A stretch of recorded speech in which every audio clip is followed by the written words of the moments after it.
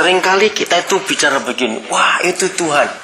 Wah itu Tuhan itu. Di Rudi juga bisa cerita, Kenji bisa dijamah Tuhan. Wah itu karena Tuhan. Nah, mari kita tanya, siapa Tuhan itu? Kita lihat sekarang di 1 Yohanes 4 ayat 8. 1 Yohanes, John. Ya, 1 Yohanes 4 ayat 8. Siapa Tuhan itu? Bacakan dalam bahasa Inggrisnya. First John 4:8. 8. Ya.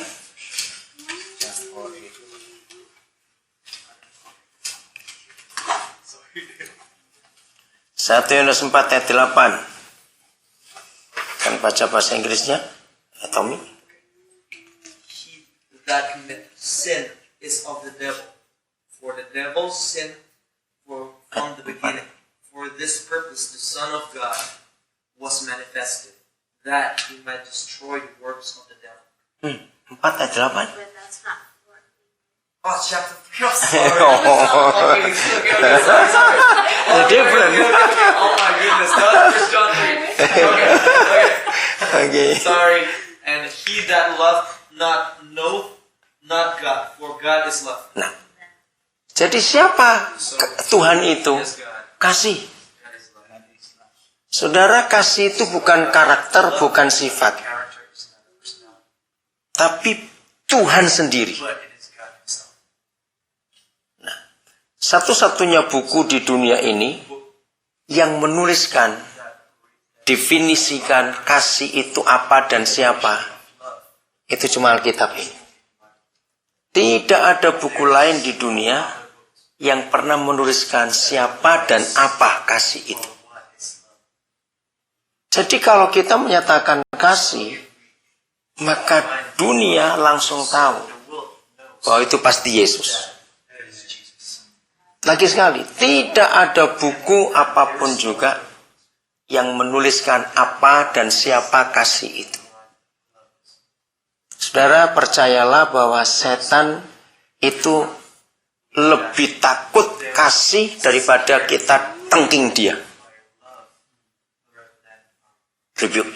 Ya, lagi sekali, lihat itu. Setan itu lebih takut dengan kasih daripada kita usir dia. Kalau ada kasih, mereka pasti pergi. Kita lihat 1 Korintus 13.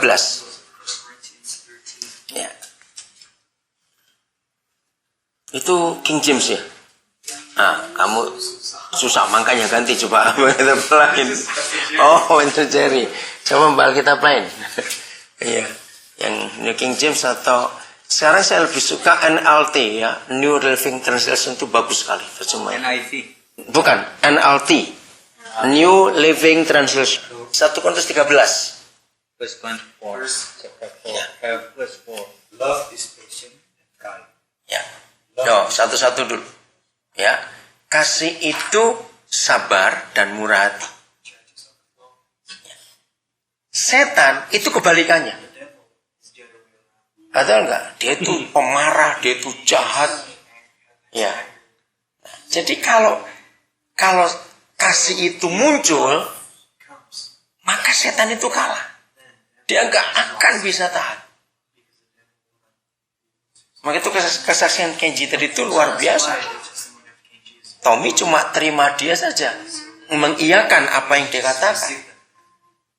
Selanjutnya, yang ketiga, itu passion, kind, dan yang berikut, Love is not jealous. nah, enggak cemburu.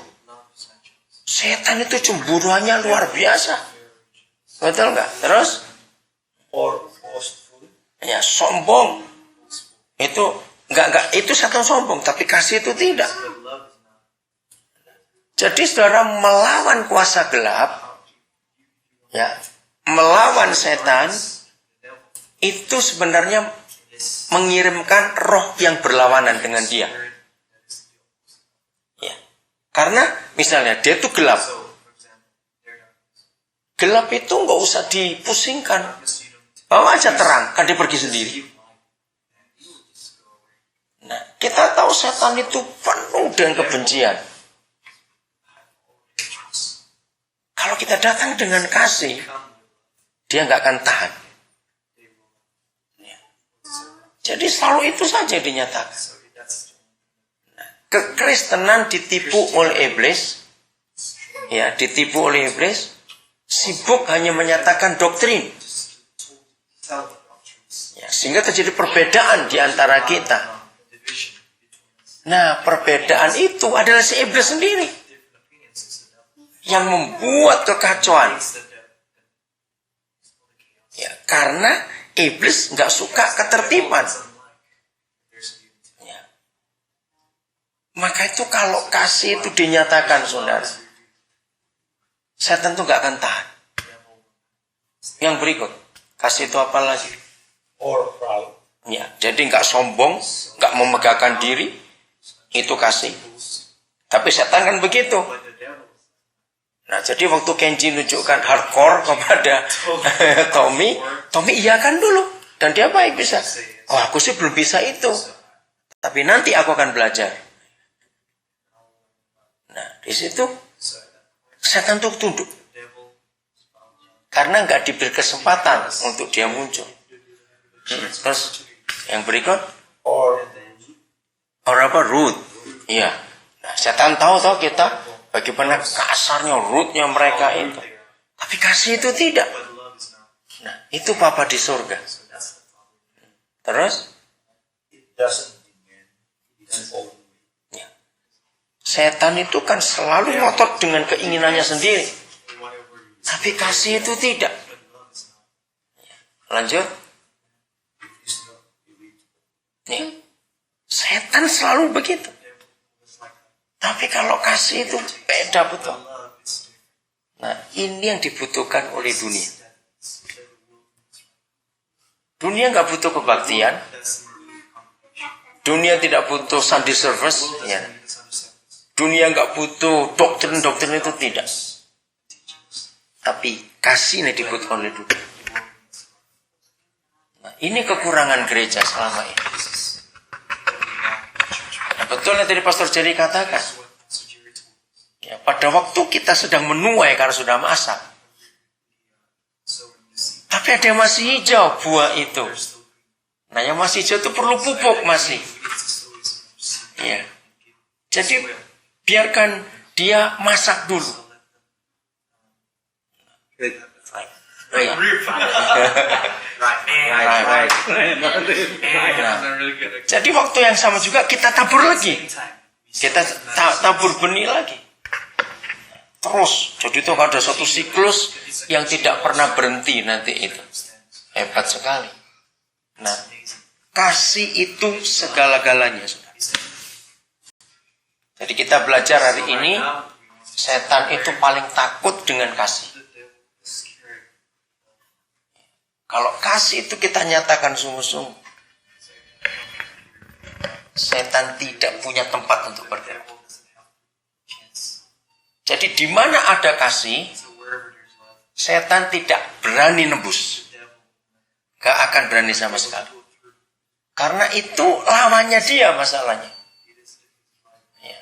Sama seperti ada api dikirim air, api gak akan tahan juga. Ya. Ada gelap dikirim terang. Maka itu selama Tuhan Yesus hidup di dunia, kenapa pemungut cukai orang-orang jatuh itu lebih berdatang kepada Yesus daripada mereka datang kepada ahli-ahli Taurat atau orang Farisi? Ya, kita lihat Lukas 15 ayat 1.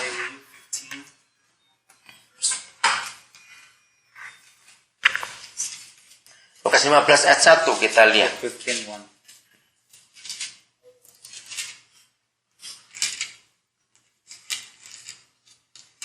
Ya, silakan dibaca. Tax collectors Hmm. and other notorious sinners Mhm. often came to listen to Jesus teach. These made Ya. Pharisees and teachers of religious law complained Hmm. that he was associated with such sinful people, Ya. even eating with them. Jadi saudara kita lihat, oke sampai situ. Kita perhatikan. Siapa yang marah ketika Yesus menyatakan dirinya kepada dunia.